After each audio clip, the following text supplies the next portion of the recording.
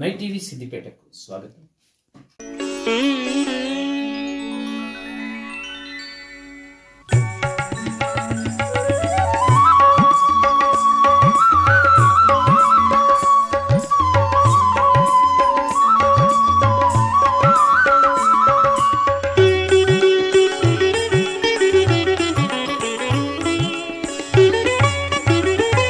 సిద్దిపేటలోని మోహినిపుర శ్రీ వెంకటేశ్వర స్వామి దేవాలయంలో కార్తీక పౌర్ణమి సందర్భంగా దీపారాధన జరిగింది. ఈ దీపారాధనలో పట్టణ మహిళలు పెద్ద ఎత్తున పాల్గొన్నారు. ఉదయం స్వామివారి నిత్యోత్సవాల అనంతరం శ్రీ వెంకటేశ్వర స్వామి కళ్యాణము, అనంతరము సామూహిక సత్యనారాయణ స్వామి వ్రతాలు, సాయంత్రం వేళ దీపారాధన జరిగింది.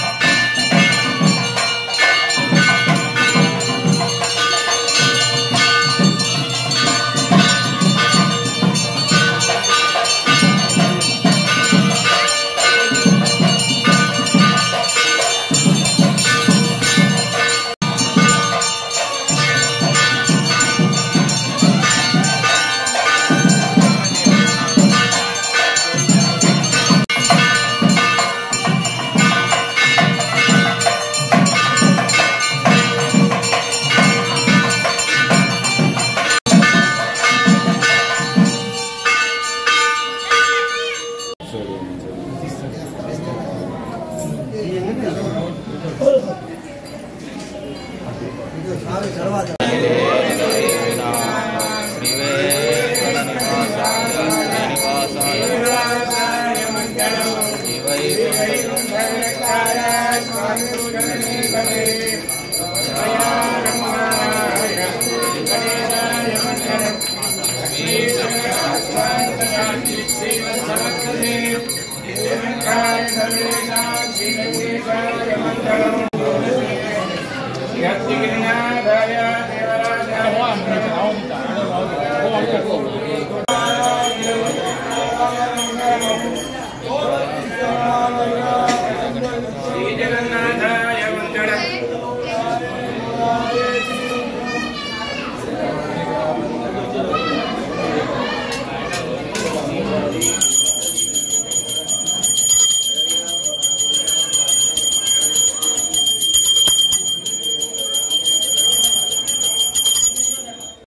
श्री हरिहर रूपा श्री जगत पालनी भवानी भावातीत श्रीमाता श्री हरिहर रूपा श्री जगत पालनी भवानी भावातीत श्रीमाता श्री हरिहर रूपा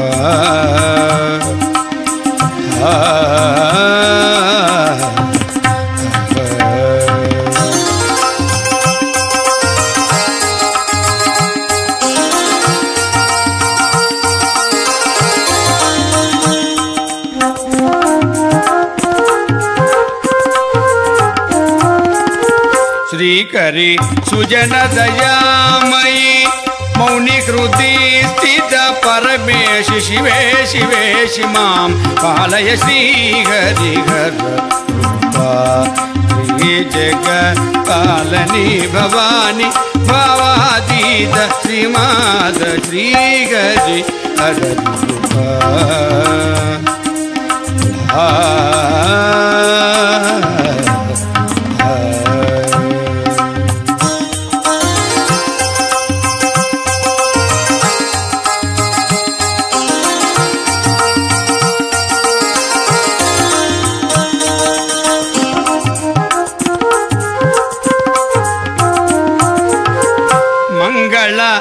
रूपिणी वाणी श्री मुनि मानस हंसिका मंगल रूपिणी वाणी गे श्री मुनि मानस हंसिका भुवन मनोहरी भूत शिवंकरी भुवन मनोहरी भूत शिवंकरी चक्रराज निलय वेदनाद शास्त्र काव्य सेविता चक्रराज निलय वेदनाद शास्त्र काव्य सेविता निरामया शिवा परा हरिहर सुरवर बुध जन सित जन जननी जननी हरिहर सुरवर बुध जन सित जन जननी जननी स्मृति गदर समय हृदय कुवलय निलय कमल जगी मन गर्भदुत श्री हरिहर रूपा श्री जगत पालनी भवानी भावातीत श्रीमाता श्री हरिहर रूपा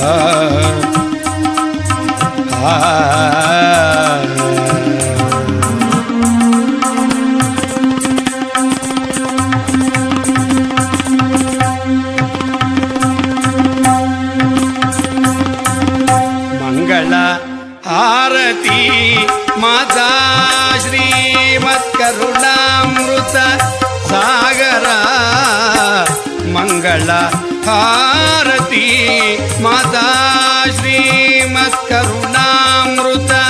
सागरा शिवपुरवासिनी श्रितजन पोषिणी शिवपुरवासिनी श्रितजन पोषिणी चिद्गणा सदात्मिका समाधिगम सरोज पूजिता चिद्गणा सदात्मिका समाधिगम सरोज पूजिता निरामया शिवा परा हरिहर सुरवर बुध जन सिद्ध जन जननी जननी हरिहर सुरवर बुध जन सिद्ध जन जननी जननी स्मृति गदर समय हृदय कुवलय निलय कमल हिमन गणुभसुत श्री हरिहर रूपा శ్రీ జగపాలని భవాని భావాతీత శ్రీమాత శ్రీగరి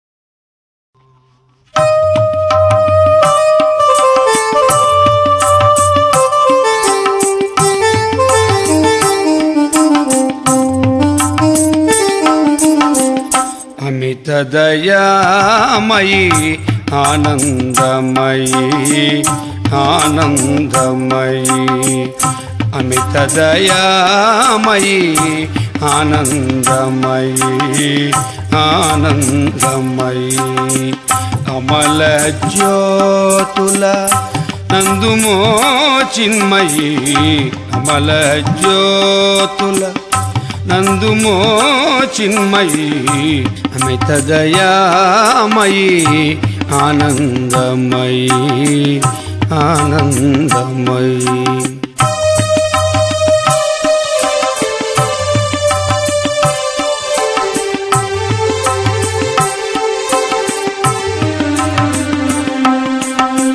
జని మృతి జలధిలో మునిగితినమ్మా జని మృతి జలధిలో మునిగితినమ్మా జననీ నిన్ను విడి సమసితినమ్మా తనయుని దుస్థితి కనుగొనవమ్మా తనయుని దుస్థితి కనుగొనవమ్మా కనికరమున వేగ కాపాడరమ్మా మిత దయామయీ ఆనందమయీ ఆనందమయీ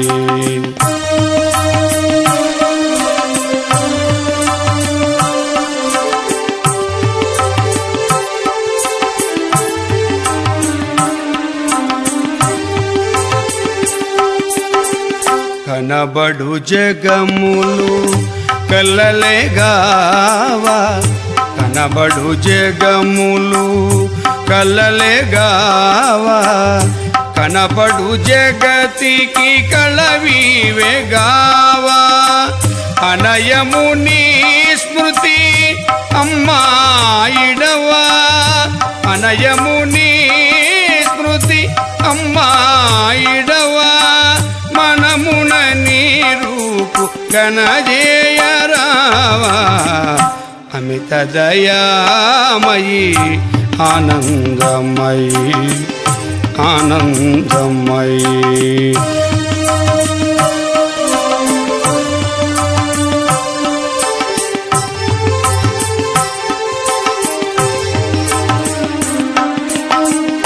రోషమా నిన్గన రోదన సలూప రోషమా నిన్గన రోదన సలూప దోషినేయైనను దోసిలి గొలుప ఘోషిలు సూత రఘురాముని మనుప ఘోషిలు సూత రఘురాముని మనుప భూషిత పద జలజా నిర్లేప అమిత దయామయీ ఆనందమయీ ఆనందమయీ అమల జ్యోతుల నందుమో చిన్మయీ అమల జ్యోతుల నందుమో చిన్మయీ అమిత దయామయీ ఆనందమయీ ఆనందమయీ అమల జ్యోతుల నందుమో చిన్మయీ అమిత దయామయీ ఆనందమయీ ఆనందమయీ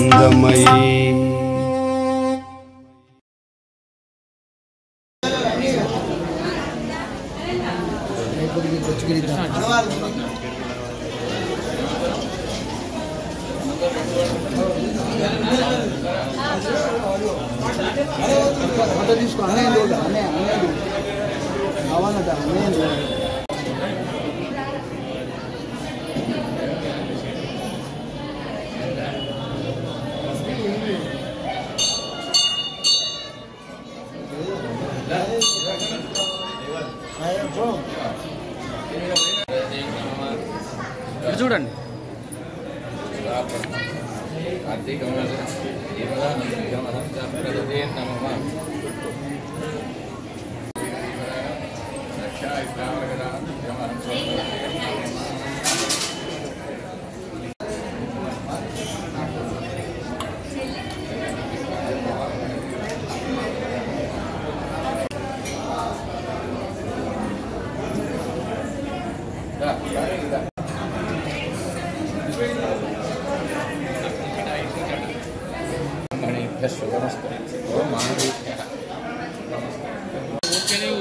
నిలబట్టి ఒక్కలేదు ఇప్పుడు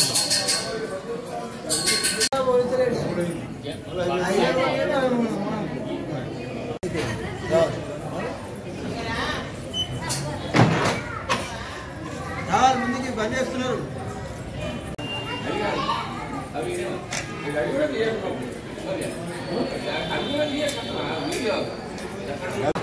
వద్దండి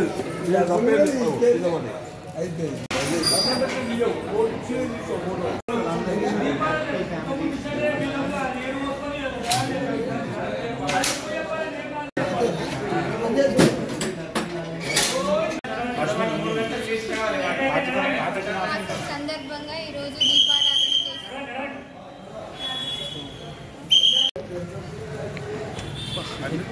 ఎన్ని సంవత్సరాలు ఉంటుంది? 99 సంవత్సరాలు. అవునా?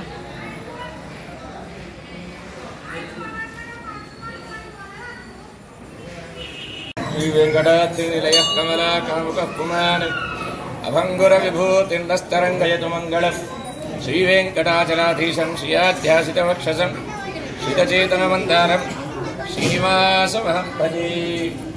ఓం నమో వెంకటేశాయ.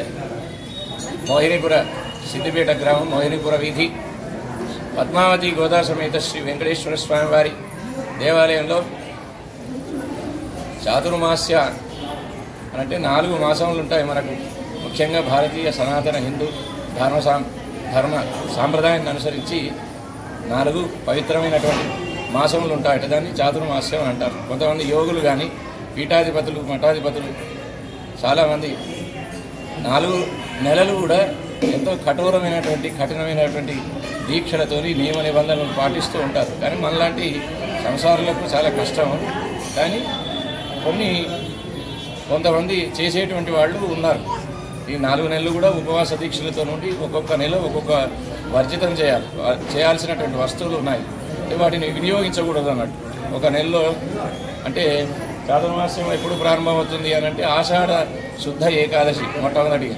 అంటే పూర్వకాలంలో ఎప్పుడో కొన్ని వేల సంవత్సరాల క్రితం ఆషాఢ శుద్ధ ఏకాదశిని మనం ఒక యుగాది అంటే యుగానికి ఆదిగా దాన్ని అందరూ కూడా ఆచరించేదట ఎప్పుడో ఒక కాలంలో. అప్పటి నుండి ఒక యుగం ప్రారంభమైంది అని దాన్ని తొలి ఏకాదశి అని అంటారు, ఆషాఢ శుద్ధ ఏకాదశి. ఆ ఏకాదశిలో స్వామి శ్రీమన్నారాయణమూర్తి పడుకొని ఉంటాడు కాబట్టి దాన్ని శయన ఏకాదశి అని అంటారు. యోగ నిద్రలో పడుకొని ఉంటాడు ఆయన, మామూలుగా కాదు. నేను సృష్టించినటువంటి సృష్టి ఏ విధంగా బాగుపడాలి, వీళ్ళు మంచి మార్గంలో ఏ విధంగా రావాలి, వీళ్ళంతా కూడా మంచి మనసు ఎట్లా కలగాలి, అన్ని దుర్బుద్ధులు ఏ విధంగా తొలగిపోవాలి, వీళ్ళకు కర్మానుభవం అంటే అంతకుముందు చేసుకున్నటువంటి కర్మానుభవం ఏ విధంగా తొలగిపోవాలనేటువంటి ఆలోచన చేస్తూ యోగ నిద్రలో ఉంటారట. కాబట్టి దాన్ని శయన ఏకాదశి అని అంటారు. అటువంటి ఆషాఢ శుద్ధ ఏకాదశి మొదలుకొని ఆషాఢం, శ్రావణం, ఆ తర్వాత భాద్రపదం, ఆశ్వీజం, ఇప్పుడు కార్తీకం, ఈ 4 నెలలు చాలా పవిత్రమైనటువంటి మాసములు. ఇప్పుడు మొన్న జరిగిపోయినటువంటి కార్తీక శుద్ధ ఏకాదశి ఆ స్వామి మేల్కొంటాడట. దాన్ని ఉత్థాన ఏకాదశి అని అంటారు, ప్రబోధిని ఏకాదశి అని కూడా అంటారు. స్వామి లేచి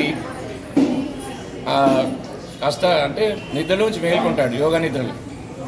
కాబట్టి అందరికీ కూడా ద్వాదశి నాడు ఆ స్వామి దర్శనం ఇస్తూ ఉంటాడు. దర్శనం ఇచ్చి అందరూ కూడా తెలిసినటువంటి వాళ్ళు శాలగ్రామ దానాలు అని చేస్తూ ఉంటారు. క్షీరాబ్ది ద్వాదశి అని అంటారు. అప్పుడు అంటే పాల సంవత్సరంలో ఆ స్వామి దేవతలకు దర్శనం ఇచ్చేటువంటి రోజు. అంతేకాకుండా చివరిగా మార్గశిర శుద్ధ ఏకాదశి అని ఉంటుంది. 30 దేవతలందరూ కూడా ఆయన దర్శనార్థమే వెళ్తూ ఉంటారట. ఆజ్ఞం తీసుకున్న ఆయన క్షీరాబ్ది ద్వాదశి నాడు మేల్కొన్నప్పటికీ అందరి దేవతలకు ఆయన దర్శనం ఇవ్వడు. ముఖ్యమైనటువంటి వాళ్ళకి మాత్రం దర్శనం ఇస్తాడు. మొత్తం 33 కోట్ల దేవతలకు అందరికీ కూడా మార్గశిర శుద్ధ ఏకాదశి అంటే ధనుర్మాసంలో రేపు ధనుస్ సంక్రమణం అనేది వస్తుంది. రేపు డిసెంబర్లో 16వ తేదీ నాడు ప్రారంభమవుతుంది. మనకు నెలకొక సంక్రమణం ఉంటుంది. అంటే సూర్యుని సంచార స్థితిని బట్టి సంక్రమణం అంటారు.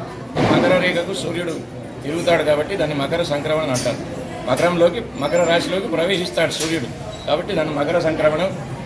అప్పుడు ఆ మకర సంక్రమణంలో వచ్చేటువంటి శుద్ధ ఏకాదశి అంటే పౌర్ణమి ముందుగా వచ్చేటువంటి ఏకాదశి నాడు 30 దేవతలందరికీ కూడా అంటే 33 కోట్ల దేవతలకు మనుషులతో సహా భూలోకంలో ఉన్నటువంటి వాళ్ళు మిగతా లోకాల్లో ఉన్నటువంటి అందరికీ కూడా స్వామి దివ్యమైనటువంటి దర్శనం ఇస్తాడు కాబట్టి దాన్ని 30 వైకుంఠ ద్వార దర్శనం అని అంటారు. ఉత్తర ద్వార దర్శనం అని అంటారు. అంటే వైకుంఠం అంతా ఉత్తరం దిక్కుగా ఉంది కాబట్టి దాన్ని ఉత్తర ద్వార దర్శనం అంటారు. మీకు తెలిసిందే వైకుంఠం ద్వార దర్శనం 30 దేవతలందరూ దర్శిస్తారు కాబట్టి 30 అని కూడా అని అంటారు. ఈ విధంగా ఈ చాతుర్మాస్యంలో ప్రతి మాసం కూడా చాలా విశేషమే. ఎవరికి విష్ణుమూర్తికి అటు శంకరునికి హరిహరులకు ఇద్దరికి కూడా చాలా పవిత్రమైనటువంటి ఈ 4 నెలలు కూడా. కాబట్టి అందరూ కూడా ఎవరైనా కూడా దాన ధర్మాలు చేస్తూ ఉంటారు, ధార్మికమైనటువంటి కార్యక్రమాలు చేస్తూ ఉంటారు. శ్రావణ మాసంలో చూసుకోండి, ఆ తర్వాత భాద్రపద మాసంలో పితృదేవతలకు సంబంధించినటువంటిది, ఆ తర్వాత ఆశ్వీజ మాసానికి వచ్చేసరికి మనం విజయదశమి అనేది చాలా వైభవంగా చేస్తూ ఉంటాం. ఆ తర్వాత చివరిగా కార్తీక మాసం. ఇప్పుడు కార్తీక మాసం అని అంటే పౌర్ణమి నాడు కృత్తిక నక్షత్రం కొద్దిగా మిగులుబాటుగా ఉన్నా కూడా దాన్ని కార్తీక మాసం అని అంటారు. ప్రతి మాసం కూడా అంతే, చంద్రుడు ఉన్నటువంటి దాన్ని మాసాలుగా చూస్తారు. ఆశ్వీజ మాసంలో అశ్విని నక్షత్రం ఉండాలి పౌర్ణమి నాడు, దాన్ని అశ్విని నక్షత్రం ఉంటే ఆశ్వీజ మాసం అని అంటారు. అంతకుముందు శ్రవణ నక్షత్రం అని ఉంటే దాన్ని శ్రావణ మాసం అని అంటారు. ఈ విధంగా మనకు కార్తీక మాసంలో ఇప్పుడు జరిగేటువంటిది తులా సంక్రమణం అంటారు. తులా రాశిలో సూర్యుడు సంచరిస్తూ ఉన్నాడు కాబట్టి దీన్ని తులా సంక్రమణం అంటారు. చంద్రుని రాశిని చూసుకుంటే కృత్తికా నక్షత్రంలో చంద్రుడు ఉంటాడు కాబట్టి దీన్ని కార్తీక మాసం అంటారు. చాలా విశేషమైనటువంటిది, హరిహరులకు ఇద్దరికి కూడా చాలా పవిత్రమైనటువంటిది మాసం కాబట్టి అందరూ కూడా చాలా నియమనిష్టలతోని ఉపవాస దీక్షలతోని దాన ధర్మాలు వైదిక కార్యక్రమాలు యజ్ఞయాగాది క్రతువులు కూడా చేస్తూ ఉంటారు. పారాయణాలు చేస్తూ ఉంటారు, జపాలు చేస్తూ ఉంటారు, అనుష్ఠానాలు చేస్తూ ఉంటారు. ముఖ్యంగా దీపారాధన అనేది చాలా విశేషమైనటువంటిది. ఎప్పటి నుండి ఆశ్వీజ బహుళ అమావాస్య మొదలుకొని కార్తీక పౌర్ణమి వరకు కూడా దీపారాధన చేస్తూ ఉంటారు. చాలా విశేషమైనటువంటిది, మహత్యం కలిగినటువంటి. ఎందుకండి అని అంటే కార్తీక మాసానికి అధిపతి కృత్తికా నక్షత్రం. కృత్తికా నక్షత్రం అంటే నక్షత్రాలకన్నిటికీ కూడా ఒక ఇంద్రియం లాంటిదట. దీనికి ఒక మళ్ళీ అధిపతి ఉన్నాడు, దానికి అగ్నిదేవుణ్ణి ఆరాధించడం మనం అందరికి మన సాంప్రదాయం. హిందూ సనాతన ధర్మ సాంప్రదాయం పంచభూతాలను ఆరాధించేటువంటి తత్వం మనది. మట్టిని ఆరాధిస్తాం, శిలను ఆరాధిస్తాం, అలాగే అగ్నిని ఆరాధిస్తాం. పంచభూతాలంటే మీకు అందరికీ తెలిసిందే, వాయువుని ఆరాధిస్తాం. ఇట్లా దానిలో అగ్ని రూపకంగా ఆరాధన చేసేటువంటి విశేషమైనటువంటి మాసం కార్తీక మాసం. ఎటువంటి ఉపద్రవాలు రాకుండా మా లోకం సుభిక్షంగా చూసుకోండి స్వామి అని అగ్ని రూపకంగా మనం శ్రీమన్నారాయణమూర్తిని ఆరాధన, సకల దేవతల ఒక శ్రీమన్నారాయణమూర్తిని కాకుండా సకల దేవత ఆరాధన చేస్తాం దీపారాధన పూర్వకంగా. అట్లాంటి దీపాలు దానం చేస్తూ ఉంటారు. దీపాలు దానం చేయడం ద్వారా మనకు గతించినటువంటి పితృదేవతలకు ముక్తి కలుగుతుంది. పితృదేవతలు 4 రూపకాలలో ఉంటారట. వాళ్ళు చేసినటువంటి కర్మానుభవాన్ని బట్టి వాళ్ళు పుణ్యకర్మలు చేస్తే పుణ్యలోకాల్లో ఉంటారు, లేదు ఏదో ఇష్టపూర్తిగా చేసినటువంటి కర్మలు ఉంటాయి కొన్ని, వాటికి సంబంధించినటువంటి లోకాల్లో ఉంటారు. ఏదైనా కోరి చేసినటువంటి కర్మలు కూడా ఉంటాయి. అంటే నాకు ఫలానా యజ్ఞం చేస్తున్నా, ఫలానా జపం చేస్తున్నా, దానివల్ల నాకు ఈ ఫలితం కావాలనే బట్టి ఆశించి చేసినటువంటి ధర్మ కార్యక్రమాలు ఉంటాయి. వాటికి కూడా కొన్ని పుణ్యలోకాలు ఉంటాయట. అట్లాంటి వాళ్ళందరికీ కూడా మంచి పుణ్యలోకాలు సంప్రాప్తించేందుకు గాను దీపారాధన అనేది చాలా విశేషమని చెప్తారు పెద్దలు. అట్లాంటి దీపారాధన ద్వారా దేవతలే కాకుండా మనందరికీ గతించినటువంటి పితృదేవతలు కూడా తృప్తి చెందుతారు. కాబట్టి మనం ఆశ్వీజ బహుళ అమావాస్య మొదలుకొని ఇప్పటి వరకు కూడా దీపారాధన చేస్తూనే ఉంటారు. ఇంకా విశేషమైనటువంటి పుణ్యక్షేత్రాలు ఉంటాయి కొన్ని. జ్వాలాతోరణం అని చాలా విశేషంగా చేస్తారు ఇవాళ కార్తీక పౌర్ణమి. దీన్ని కృతిగా దీపోత్సవం అని కూడా అంటారు. మన ఇట్లాంటి వెంకటేశ్వర స్వామి అంటే విష్ణు సంబంధితమైనటువంటి దేవాలయాల్లో తిరుమలలో చూసుకుంటే తిరుమంగై ఆళ్వార్ అనేటువంటి మహానుభావుడు 1000 సంవత్సరాల క్రింద ఆయనే ఎంతో మందికి అన్నదానం చేసేదట. ఆయన దగ్గర ఉన్నటువంటి ధనం చేత అన్నదానం చేసేది. పాపం ప్రతిరోజు కూడా అన్నదానం చేసిన తర్వాతనే ఆయన భోజనం చేసేది. అటువంటి మహానుభావుడు ఈ కృత్తికా దీపోత్సవాన్ని ఏర్పాటు చేయడం జరిగింది. అప్పటి నుండి కూడా సనాతన ఒక సాంప్రదాయంగా ప్రతి దేవాలయంలో కూడా ఈ విధంగా చేసుకోండి. విష్ణు దేవాలయం కానీ శివాలయంలో కానీ వాళ్ళకు సంబంధించినటువంటి ఆచార సాంప్రదాయాల ప్రకారంగా వాళ్ళు చేసుకుంటారు. విష్ణు సంబంధితమైనటువంటి దేవాలయాల్లో ఆయన ఏ విధంగా ఆ మహానుభావుడు ఏ విధంగా నిర్ణయించడం జరిగిందో ఆ విధంగా మన దేవాలయంలో అంటే వెంకటేశ్వర స్వామి వారి దేవాలయంలో కృత్తికా దీపోత్సవం అంటే మామూలుగా కాదు. ఇక్కడ 7777 దీపాలతో ఆ స్వామిని ఆరాధన చేసుకున్నాం. అంటే 7 కొండలవాడు కదా వెంకటేశ్వర స్వామి. కలియుగ వెంకటాచలపతి అక్కడ ఎంతో దూరంలో ఉన్నాడు. అటు దేవతలకు ఇటు భూలోకంలో ఉన్నలో కూడా వేంచేశాడు. కాబట్టి ఆ స్వామిని తృప్తిపరిచేందుకు గాను 7 కొండలవాడు కాబట్టి అదే సంఖ్యలో ఉండాలనేటువంటి ఉద్దేశంతో మా ఆలయ అనువంశిక వ్యవస్థాపక ధర్మకర్త గారు, అదేవిధంగా కార్యనిర్వహణాధికారి గారు, ట్రస్ట్ బోర్డు మెంబర్స్ అని కొంతమంది ఉన్నారు. దాంట్లో ముఖ్యంగా అయితే పురుషోత్తం శెట్టి గారు అని ఉన్నారు. వాళ్ళందరూ కూడా ఆలోచన చేసి మనకు కూడా ఒక ఉత్సవం అనేది చేద్దాం. ఉత్సవం ద్వారా ఎందుకంటే భక్తులందరూ కూడా వస్తూ ఉంటారు కదా, ఏదో ఒక రకమైన సందడి ఉంటుంది. ఎందుకంటే భక్తులు లేని దేవాలయం గుడ్డిగా అయిపోతుందండి. పెద్దవాళ్ళు అంటారు, శాస్త్రంలో కూడా చెప్పింది, భక్తులు ఉంటేనే దేవాలయానికి ప్రకాశం శోభ అని అంటారు. కాబట్టి ఒక సభలో పండితులు ఉంటే సభ ప్రకాశిస్తుందట. అదేవిధంగా దేవాలయంలో భక్తులు ఉంటే ఆ భగవంతుడికి కానీ అక్కడ ఉన్నటువంటి వాళ్ళకి కానీ శోభనట. కాబట్టి భక్తులు అనేది రావాలంటే ఏదో రకమైనటువంటి ఉత్సవాలు ఉండాలి. దేవాలయం ఎన్నో రకమైన ఉత్సవాలు ఉన్నాయి.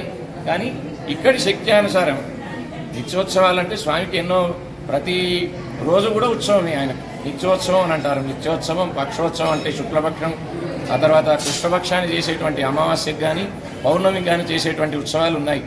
ఆ తర్వాత మాసోత్సవం, నెలకొక ఉత్సవం చేసేటువంటిది. ఆ తర్వాత అయనోత్సవం, మనకు ఉత్తరాయణం దక్షిణాయనం ఉంటాయి, 6 నెలలకు ఒకసారి చేసేటువంటి ఉత్సవాలు ఉన్నాయి. ఆ తర్వాత సంవత్సరోత్సవం, సంవత్సరాన్ని చేసేటువంటి ఉత్సవాలు ఉన్నాయి. ఇట్లాంటి ఎన్నో రకమైనటువంటి ఉత్సవాల్లో చాలా విశేషమైనటువంటిది ఈ కృత్తికా దీపోత్సవం.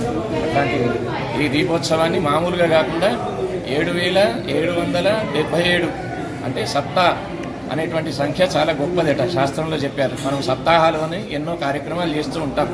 అందరికీ కూడా తెలుసు, చెప్పనవసరం లేదు.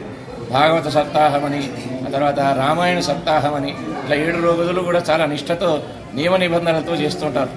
7 అనేటువంటి సంఖ్య చాలా విశేషమైనటువంటిది, మహత్యం కలిగినటువంటిది అని చెప్తారు.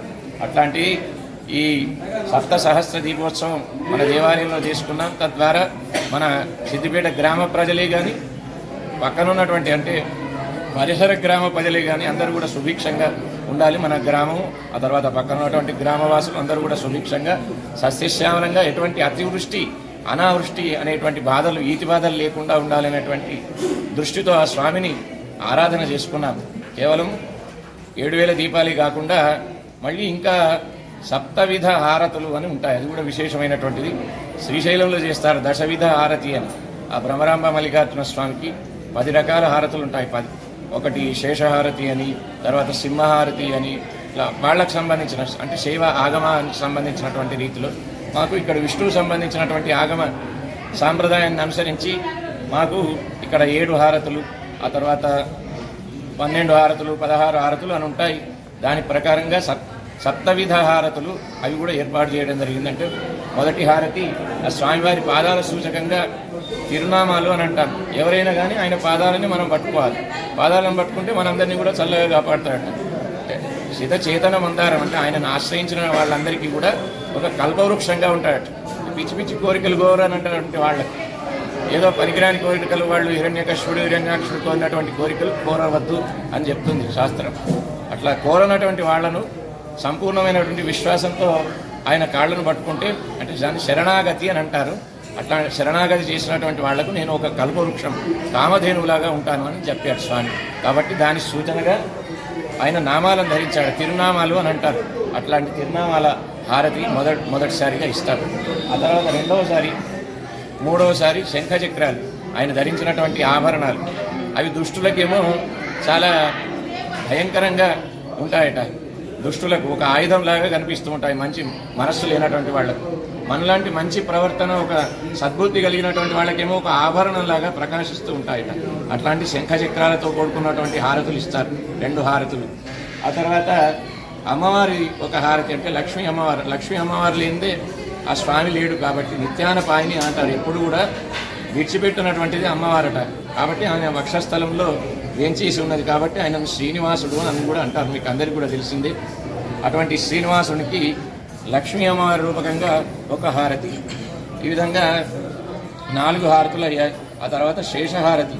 ఆ స్వామికి ఒక శేషపాన్పులాగా, ఎందుకంటే శేషాచలం పైన వేంచేసి ఉన్నాడు కాబట్టి ఎన్నో రకములైనటువంటి సేవలు చేసేటువంటి వాడు. ఒక సేవకుడు, రక్షకుడు ఆయన్నే. ఒక పాదపీఠంలాగా మారాల అనుకుంటే మారేటువంటి వాడు శేషుడు. అనంతుడు అని కూడా అంటారు ఆయన. అంటే ఎట్లాంటి అంతం లేనటువంటి వాడు. అట్లాంటి శేషహారతి, ఆ తర్వాత కుంభహారతి, ఆ తర్వాత చివరిగా నక్షత్రహారతి. ఆ స్వామి నక్షత్రాలన్నీ కూడా ఒక్కొక్క అవయవంలో వేంచేసి ఉంటాయట. ఎందుకంటే ఆయన్ని సృష్టించినటువంటి వాడు కాబట్టి నక్షత్రాలు మొత్తం సృష్టి ఆవిర్భావమే ఆయన శరీరం నుండి జరిగింది. సూర్య చంద్రులే కానీ అశ్వినం వ్యాప్తం అని అంటారు. ఆయన శరీరం మొత్తం కూడా అశ్వినాది 27 నక్షత్రాలు ఉంటాయట. అట్లాంటి స్వామికి 27 నక్షత్రాలతో కూడుకున్నటువంటి నక్షత్రహారతితో సప్తవిధ హారతులు అంటే 7 రకములైనటువంటి హారతులు సమర్పించి ఈరోజు కృత్తికా దీపోత్సవం, అదేవిధంగా సప్త సహస్ర దీపోత్సవం, తర్వాత సప్తవిధ హారతులు ఆ స్వామివారి అనుగ్రహంతో. ఆయన సంకల్పం లేనిది మనం ఏం చేయలేం కాబట్టి చేసిన పనికి ఆయన సంకల్పం, ఆయన ప్రేరణ, ఆయన ఆమోదం, అనుగ్రహం, చివరికి అనుగ్రహంతో విజయవంతంగా భక్తుల యొక్క సహకారం, ప్రోత్సాహం, కొంతమంది పరోక్షంగా, ప్రత్యక్షంగా, ధనరూపేణ, వస్తురూపేణ, సేవారూపేణ చేసినటువంటి మహానుభావులంతా ఉన్నారు. అట్లాంటి వాళ్ళందరి సహకారంతో చాలా విజయవంతంగా పరిపూర్ణం చేసుకున్నాం. వాళ్ళందరికీ కూడా ఆ స్వామి వెంకటేశ్వర స్వామి వచ్చినటువంటి వాళ్లకు, అయ్యో మేము రాలేదు అనేటువంటి బాధపడుతూ ఉన్నటువంటి వాళ్ళకైనా అందరికీ ఆ స్వామి సంపూర్ణమైనటువంటి దీర్ఘమైనటువంటి ఆయుష్, ఆరోగ్యాన్ని కలిగించాలి. ఆ స్వామి అన్ని రకములైనటువంటి కోరికలు తీర్చాలి అని కోరుకుంటూ స్వస్తి. సిద్దిపేట మోహినీపుర వీధి వెంకటేశ్వర స్వామి వారి దేవాలయంలో ఇంతకు ముందుగా కార్తీక మాసంలో చాలా విశేషమైనటువంటి ఉత్సవాలు జరిగాయని చెప్పుకున్నాం. దానిలో భాగంగా కార్తీక పౌర్ణమి ఉదయం 9 గంటలు 9:30 ప్రాంతంలో అశేషమైనటువంటి జనవాహిని సమక్షంలో సామూహిక సత్యనారాయణ స్వామి వ్రతాలు జరిగాయి. చాలా వైభవంగా జరిగాయి. దాదాపు 88-89 గంటలు విచ్చేయడం జరిగింది. వారి సమక్షంలో ఆలయ ధర్మకర్త గారు, అదేవిధంగా ఆలయ కార్యనిర్వహణాధికారి గారు, మిగతా ప్రధాన అర్చక బృందం సమక్షంలో చాలా వైభవంగా జరిగాయి. అటువంటి ఉత్సవాలు ఇక రాత్రి ఇంతకుముందు చెప్పుకున్నాం. సప్త సహస్ర దీపోత్సవంతో పాటు సప్తవిధ హారతులు కూడా జరిగాయి. ఇట్లాంటి ఉత్సవాలు ఇంకా ఎన్నో ఉన్నాయి.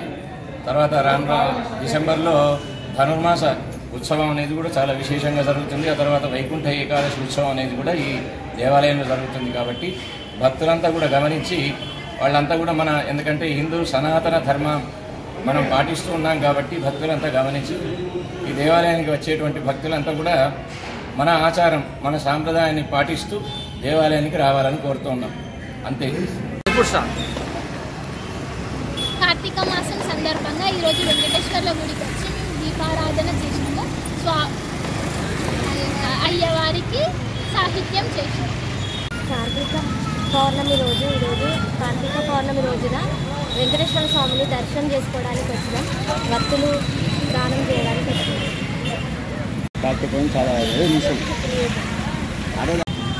నమో వెంకటేశాయ. ఈరోజు కార్తీక పౌర్ణమి సందర్భంగా శ్రీ వెంకటేశ్వర స్వామి దేవాలయంలో దేవుడిని దర్శనం చేసుకొని చాలా ఆనందం కలిగింది. ఈరోజు ముఖ్యంగా దీపోత్సవంలో పాల్గొని చాలా సంతోషం కలిగింది. ఈరోజు దీపారాధన చేయడం వలన ఎంతో పూర్వజన్మ సుకృతం కలుగుతుందని మేము భావిస్తాం. కాబట్టి ఈరోజు చాలా